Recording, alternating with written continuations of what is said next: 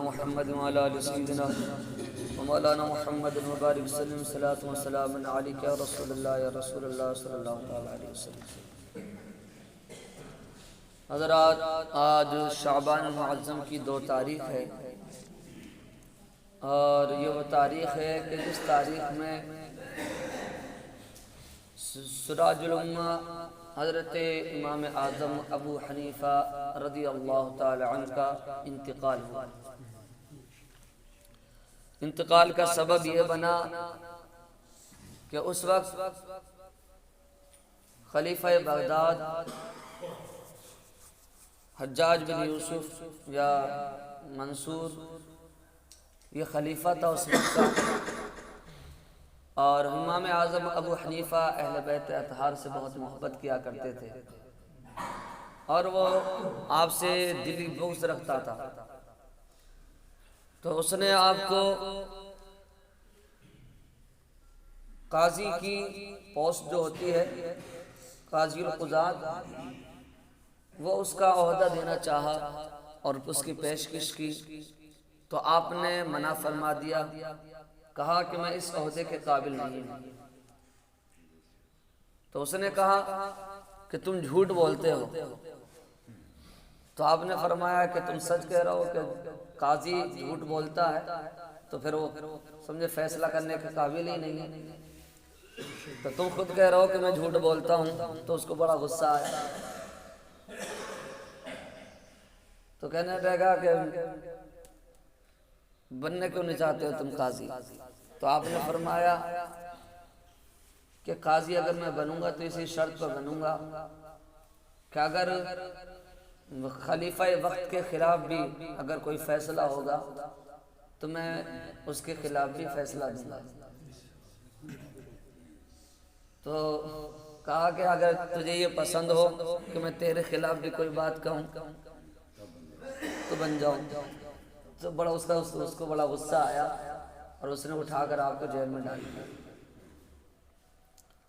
Jail میں آپ کے اوپر تشدد کرا، اور لیکن جیل کے اندر میں بھی آپ کے جو چاہنے والے تھے، آپ کے مرید تھے، جو آپ کے شاگرد تھے، وہ وہاں پر بھی علم دین کی پیاس جا کر بجایا کرتے تھے اور علم دین سیکھا کرتے تھے آپ سے۔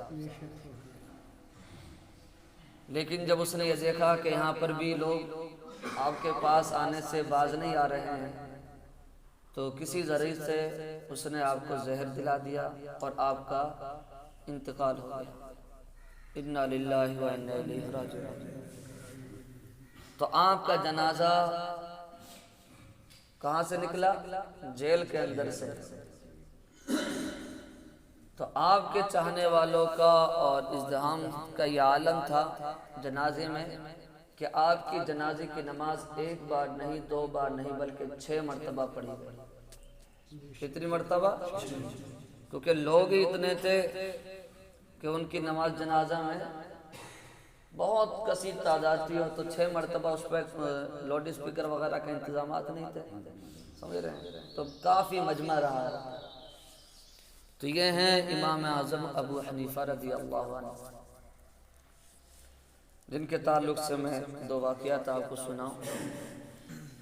امام ابو حنیفہ اور حضرت سفیان ثوری۔ نامور محدث ابو بکر بن عیاش کا بیان ہے کہ حضرت سفیان ثوری کا بھائی کا انتقال ہو گیا، تو ہم لوگ ان کے پاس تعزیت کے لیے گئے۔ پوری مجلس علماء و مشائخ سے بھری ہوئی تھی۔ اسی حالت میں امام ابو حنیفہ بھی مع اپنے تلامذہ کے وہاں پہنچے۔ جب حضرت سفیان ثوری نے آپ کو دیکھا تو اپنی مسند چھوڑ کر کھڑے ہو گئے، اور بڑی گرم جوشی کے ساتھ معانقہ کیا، مصافحہ کیا، پھر اپنی مسند پر آپ کو بٹھا کر خود مؤدب ہو کر سامنے بیٹھ گئے۔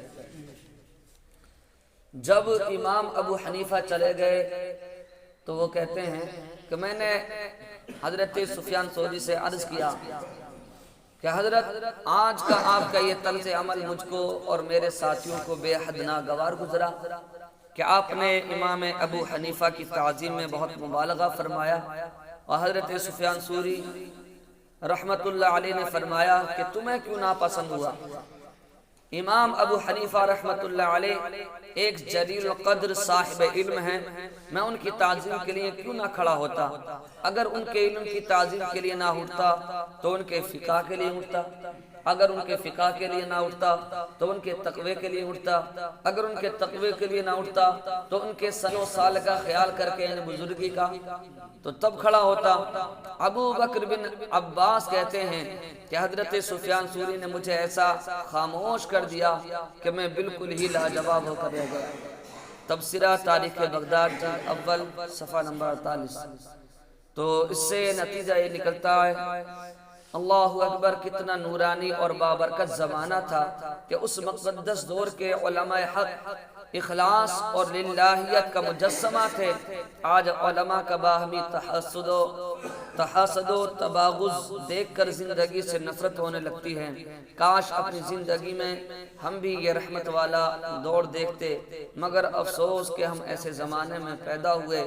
چھوٹوں میں اطاعت ہے نہ شفقت ہے بڑوں میں، چھوٹوں میں اطاعت ہے نہ شفقت ہے بڑوں میں، پیاروں میں محبت ہے نہ یاروں میں وفا ہے۔ ابو حنیفہ غلطی نہیں کر سکتے۔ لکھتے ہیں کہ ایک روز وکی بن جراح محدث کی مجلس میں کسی نے یہ کہہ دیا کہ امام ابو حنیفہ نے فلاں مسئلے میں غلطی کی، تو وکی نے باوجود یہ کہ بعض مسائل میں امام ابو حنیفہ سے اختلاف رکھتے تھے، یعنی اختلاف رکھتے تھے، صحیح نہیں مانتے تھے ان کو اپنی طرف سے، کیونکہ آپ بھی عالم تھے تو مانتے تھے کہ یہ صحیح ہے، امام ابو حنیفہ نے یہاں پر غلطی کی ہے، لیکن اختلاف کے باوجود بھی فوراً کہنے لگے کہ تم کیا کہتے ہو؟